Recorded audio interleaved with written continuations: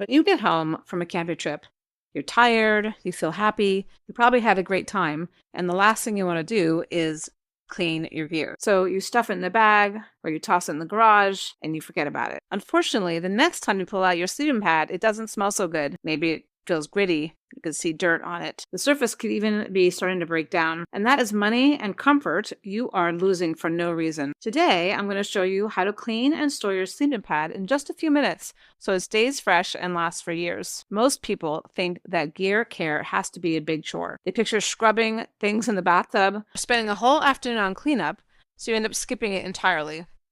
And the truth is that cleaning that actually matters takes minimal effort. You just need the right approach. Here is exactly how I do it. I have here is a standard self-inflating pad. And this is the bag that it comes in. So, if you don't already know, it is best and better for the longevity of your gear to store in your sleeping pad inflated outside of its bag. So when I get home, I take it back out of the bag that I packed it in and I let it inflate. So here is my inflated sleeping pad. Recently, I came up with a great hack for cleaning sleeping pads, and that is a lint roller. Picks up dust, picks up those feathers that you might have from down items, picks up little bits of grass and sand. So what I do first is I just roll that lint roller all over my sleeping pad. I put on a fresh piece of masking tape for my lint roller and dust in those few patches, and I would continue to do this. But let me just show you real quick.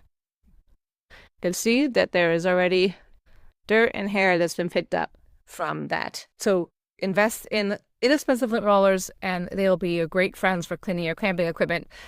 Second thing I do is I take a clean rag, I cut up old t-shirts and to convert them into rags, and you just get it damp. They're not dripping wet, and you just run that over your sleeping pad. Again, you're not trying to get wet, you're trying to get any additional loose dirt or dust or hair or items of that nature all the way across the pad. Once you've done the damp cloth wiping, you do the same exact thing on the opposite side. Right? But before you fill the sides, let it dry on this side. Then do the other side. Once both sides are done and they're dried, I know that not all of us live in large homes, but do your best to find a spot where you can keep it inflated and flat. What we do, if we have a spot in our garage, so we slide our pads into a little zone and they space one after another. So they take up a little bit of space this way, but not very much space this way. Another good spot that you can use for this is the back of a closet. Okay, remember though, if once you use that damp cloth, to make sure it dries all the way. All right, and then your sleeping pads will last you many, many, many more years. And they'll be clean when you go on for your next camping trip, and that will feel good. So that's it. A lint roller, a damp rag, and proper storage. 3 simple steps that take a few minutes and add years to the life of your sleeping pad.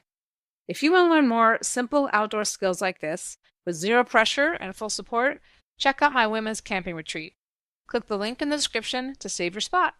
I keep the group small so spaces are limited, and I hope to see you out there.